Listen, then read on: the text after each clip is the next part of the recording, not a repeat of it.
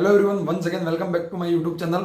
तो previous video में जैसे कि मैंने आपको बताया था कि फिजिक्स के सारे फॉर्मूलाज को कैसे याद करना है, तो उसी रिलेटेड मैं आपकी हेल्प करने के लिए अब से कुछ कुछ टाइम में फिजिक्स में नीट में जितने भी चैप्टर है उन सारे चैप्टर की एक फॉर्मूला शीट या फिर शॉर्ट नोट्स मान लो कि हर एक चैप्टर के वो पॉइंट जो कि इंपॉर्टेंट है और सारे फॉर्मूला जो उस चैप्टर में होते हैं और उसके रिलेटेड एप्लीकेशन की कैसे उसको यूज किया जाता है, वो 10-10 15-15 मिनट की वीडियो में मैं आपको एक एक करके हर चैप्टर को कवर करवाऊंगा। तो अगर इस चैनल पर नहीं हो तो सब्सक्राइब कर लेना। आने वाले टाइम पर आपको हर चैप्टर के जो वन शॉट है वीडियोस के, जिसमें आपको फॉर्मूलाज जो है और इंपॉर्टेंट पॉइंट जो है वो कवर करवाए जाएंगे। तो आज अपन 1D मोशन जो है उसका एक वन शॉट कवर करने वाले, जिसमें अपन सारे जो फॉर्मूला है और इंपॉर्टेंट पॉइंट है उनको कवर करेंगे। और आई एम 100% श्योर कि एक भी क्वेश्चन नीट में इन फॉर्मूलाज या इंपॉर्टेंट पॉइंट से बाहर 1D मोशन का नहीं पूछा जाएगा। सेकंड इंपॉर्टेंट पॉइंट की बात करें तो एक थ्योरेटिकल पॉइंट जो पूछा जाता है कि डिस्टेंस और डिस्प्लेसमेंट बीच के रिलेशन। तो हमेशा ध्यान रखना कि डिस्प्लेसमेंट जो है वो या तो डिस्टेंस से छोटा होगा या फिर डिस्टेंस के इक्वल होगा। कभी भी डिस्प्लेसमेंट का मैग्नीट्यूड जो है वो डिस्टेंस से ज्यादा नहीं हो सकता है। नेक्स्ट अपन बात करें एक्सेलरेशन की, तो एक्सेलरेशन क्या होता है? एक्सेलरेशन होता है change in velocity open time, मतलब वेलोसिटी की चेंज होने की जो रेट है उसी को क्या कहते हैं? एक्सेलरेशन। अगर फॉर्मूले से अपन बताना चाहे तो बता सकते हैं acceleration is equal to v minus u by t. इसको ये भी कह सकते हैं v क्या है यहाँ पर फाइनल वेलोसिटी और u क्या है यहाँ पर initial velocity. Final velocity minus initial velocity open time से अपन क्या फाइंड आउट कर सकते हैं? एक्सेलरेशन फाइंड आउट कर सकते हैं। और इसी का यूज कर जो अपनी मोशन की फर्स्ट इक्वेशन है वो भी डिराइव होती है, ठीक है, जो अपन अभी आगे देखेंगे। बात करें अगर इंस्टेंटेनियस एक्सेलरेशन की तो वो होता है dv बाई dt। अब इंस्टेंटेनियस क्या होता है? एक पर्टिकुलर सेकंड पर या पर्टिकुलर टाइम पर, मतलब कि अगर आप 10 सेकंड ट्रैवल कर रहे हैं तो 10 सेकंड तो आपका टोटल टाइम हुआ, बट फिफ्थ सेकंड में आपका एक्सेलरेशन क्या था उसको कहते हैं इंस्टेंट एक्सेलरेशन, ठीक है। तो इसमें आपको इंस्टेंट एक्सेलरेशन निकालने के लिए आपको ये फॉर्मूला यूज करना है, जो कि मेनली एक आप कह सकते हैं कि डिफरेंशिएशन का फॉर्मूला है, जो अपन आगे पढ़ेंगे जब अपन वो इक्वेशन पढ़ेंगे मोशन की जिसमें कि एक्सेलरेशन कांस्टेंट ना हो, तब कौन सी इक्वेशन लगती है। बात करते हैं एवरेज वेलोसिटी की, तो एवरेज वेलोसिटी क्या होती है? एवरेज वेलोसिटी का फॉर्मूला होता है total displacement open total time, या फिर आप यही ये भी कह सकते हैं एवरेज स्पीड क्या होती है? तो एवरेज स्पीड अपन कह सकते हैं total distance open total time. एक चीज ध्यान रखना, वेलोसिटी जो है वो किसका डेरिवेटिव है? डिस्प्लेसमेंट का। और अगर बात करें स्पीड की, तो स्पीड किसकी डेरिवेटिव है? डिस्टेंस की। तो जहां भी वेलोसिटी की बात होगी वहां डिस्प्लेसमेंट की बात होगी, और जहां स्पीड की बात होगी वहां डिस्टेंस की बात होगी। अगर आपको लग रहा है मेरी स्पीड तेज है तो मैं पहले ही कह रहा हूं, अगर आपने पढ़ रखा है 1D मोशन तो ये वीडियो आपके लिए काम का, केवल रिवाइज करने के लिए। अगर बिल्कुल नहीं पढ़ रखा है तो इस वीडियो से आपको कोई बेनिफिट नहीं होने वाला, फालतू अपना टाइम वेस्ट ना करें। और अगर इस पूरे पीडीएफ के आपको नोट्स चाहिए तो डिस्क्रिप्शन बॉक्स में मेरे टेलीग्राम चैनल का लिंक है, जाके ज्वाइन कर लेना। ये पूरे शॉर्ट नोट्स बने हुए आपको मिल जाएंगे, ठीक है। तो जो आपकी एक डिमांड थी शॉर्ट नोट्स की वो भी इससे पूरी हो जाएगी। अब बात करें वी एवरेज कैसे निकालेंगे? Total displacement S1 plus S2 अपन T1 प्लस T2, ठीक है। अब देखो स्पेशल केस होता है एवरेज डिस्प्लेसमेंट निकालने के, और इसके ऊपर बहुत बार नीट में क्वेश्चन पहले भी पूछा गया है और फिर से भी पूछे जाने के बहुत चांस है। तो एवरेज स्पीड या फिर एवरेज वेलोसिटी निकालने का फॉर्मूला है S1 प्लस S2 अपन T1 प्लस T2, ठीक है। तो इसमें स्पेशल केस है केस नंबर 1। देखो तीन चीज अपने पास है, वेलोसिटी, डिस्प्लेसमेंट और टाइम। अगर अपन को एवरेज वेलोसिटी निकालनी है तो टोटल डिस्प्लेसमेंट करना होगा S1 plus S2 open total time करना होगा T1 प्लस T2। बट कई बार क्या होता है कि दो अलग अलग टाइम इंटरवल होते हैं जिसमें अपन को टाइम और डिस्प्लेसमेंट ना देखकर कई बार टाइम और वेलोसिटी दी जाती है। जैसे कि A से B के बीच में वेलोसिटी v1 है और B से C के बीच में v2 है, तो अभी यहाँ टाइम नहीं दिया गया। यहाँ अपन को क्या दिया गया? v1 और v2 वेलोसिटी और S1 और S2 डिस्प्लेसमेंट दिए गए इन दोनों इंटरवल के बीच के। और कई बार अपन को टाइम नहीं दिया जाता, कई बार डिस्प्लेसमेंट नहीं दिया जाता है, तो इस टाइम पर अपन एवरेज वेलोसिटी कैसे निकालेंगे? तो बिल्कुल इजी है, देखना। एवरेज वेलोसिटी का फॉर्मूला है S1 प्लस S2 अपन T1 प्लस T2। पर अपन जानते हैं, क्या जानते हैं कि V इज इक्वल टू क्या होता है? S by T। तो यहां से अपने पास T नहीं है तो T को रिप्लेस कैसे कर सकते हैं अपन? T इज इक्वल टू क्या लिख सकते हैं? S by V। S by V लिख सकते हैं। तो अब जहां जहां भी T अपन को नहीं दे रखा है वहां T1 की जगह क्या लिख देंगे? S1 बाय V1, और T2 की जगह क्या लिख देंगे? S2 bye V2। तो V एवरेज बराबर अपन कह सकते हैं कि S1 प्लस S2, ये तो जो ऊपर था वही हो गया, और T1 की जगह अपन ने क्या लिख दिया? S1 ओपन V1 और नीचे लिख दिया S2 ओपन V2। इसी तरह से सेकंड केस आ जाता है जब डिस्प्लेसमेंट ना दिया और वेलोसिटी और टाइम दियो, तो भी सिंपल है। डिस्प्लेसमेंट का फॉर्मूला अपन क्या लिख सकते हैं? Velocity into time. तो जहां भी S है तो S1 को अपन किससे रिप्लेस कर देंगे? V1 इंटू T1, और S2 को किससे रिप्लेस कर देंगे? V2 into T2।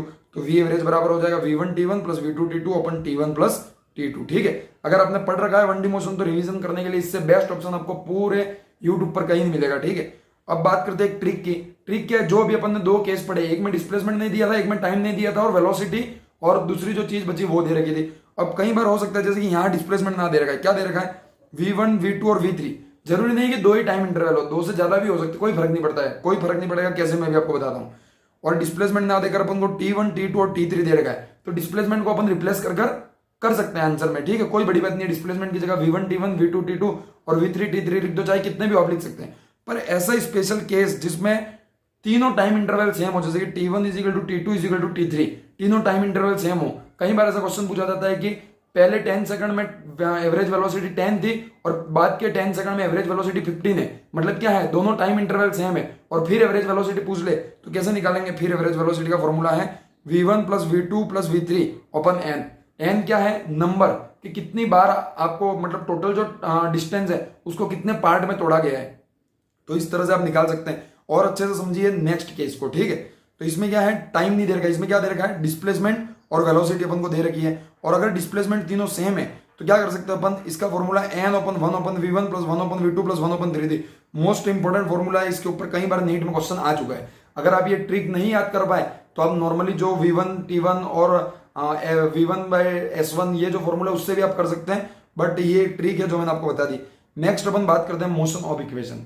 Motion of equation क्या है, तो पहली इक्वेशन है v is equal to u plus a t, second है s is equal to u t plus half a t square, third है v square is equal to u square plus 2as, और fourth है v plus u by 2 into t is equal to s। ये 4 equation है जो आपको 10th class से याद होंगी, बट फिर भी एक बार मैंने रिवाइज करवा दी।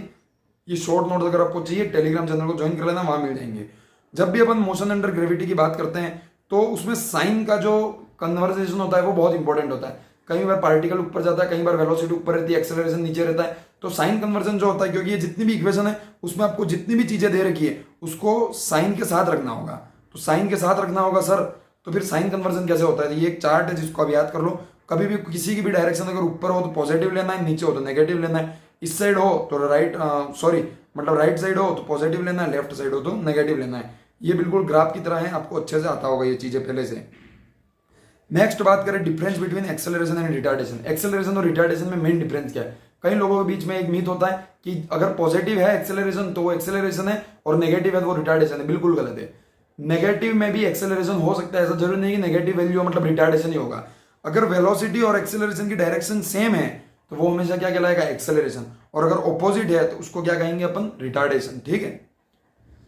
नेक्स्ट बात करते हैं modification of formula of equation of motion for motion under gravity. जब भी अपन मोशन अंडर ग्रेविटी की बात करते हैं तो अपन मोशन ऑफ इक्वेशन से सारे क्वेश्चन सॉल्व कर सकते हैं, पर मैं ये वीडियो क्यों बना रहा हूं, ताकि वो इजी से इजी तरीके आपको पता पड़ पाए कि आप कैसे कम टाइम में अच्छे से क्वेश्चन और राइट आंसर उसको क्लिक कर पाएंगे, ठीक है। तो उसका बेस्ट तरीका है अपन को छोटी छोटी चीजों को बार बार पढ़ना होगा और ऐसे तरीके ढूंढने होंगे जो दूसरों से अलग हो, ताकि अपन दूसरों से आगे निकल पाए।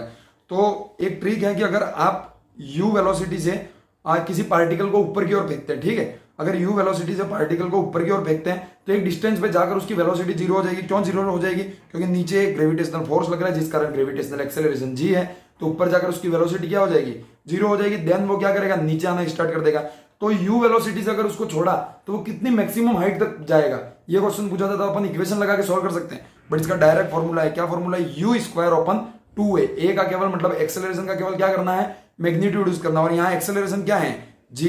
तो g की वैल्यू -10 ना रखकर 10 रखे, क्योंकि अपन को केवल मैग्नीट्यूड यूज करना है। अब -10 क्यों रखा, अभी अभी पढ़ा था कि नीचे डायरेक्शन है अगर किसी की तो अपन को क्या करना है, नेगेटिव साइन को यूज करना है, ठीक है।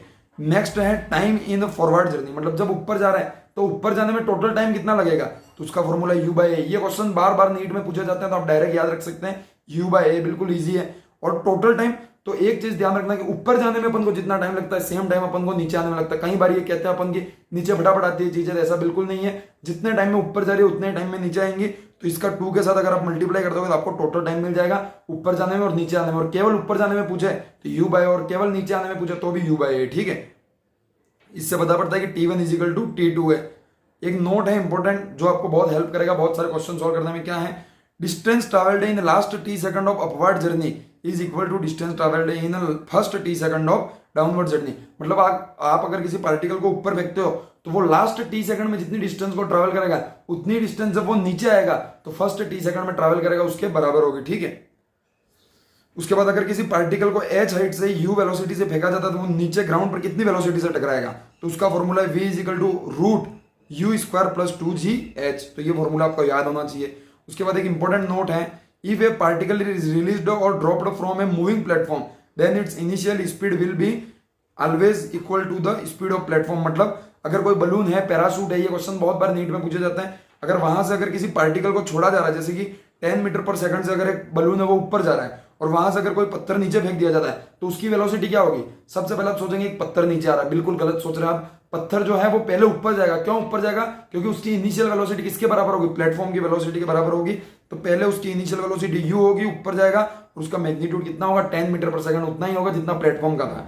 तो ये बहुत इंपॉर्टेंट पॉइंट है, ये भी आपको ध्यान रखना चाहिए। नेक्स्ट बात करते हैं कोलिजन की। कोलिजन में मेन दो चीजें पूछी जाती है। अगर दो पार्टिकल हैं जो अगर आपस में टकराने वाले हैं तो एक u1 स्पीड से चल रहा है, दूसरा u2 स्पीड से चल रहा है, ठीक है। एक u1 से चल रहा है, दूसरा u2 से चल रहा है, और दोनों सेम टाइम पे चलना स्टार्ट करते हैं और दोनों के बीच की डिस्टेंस कितनी है? d है।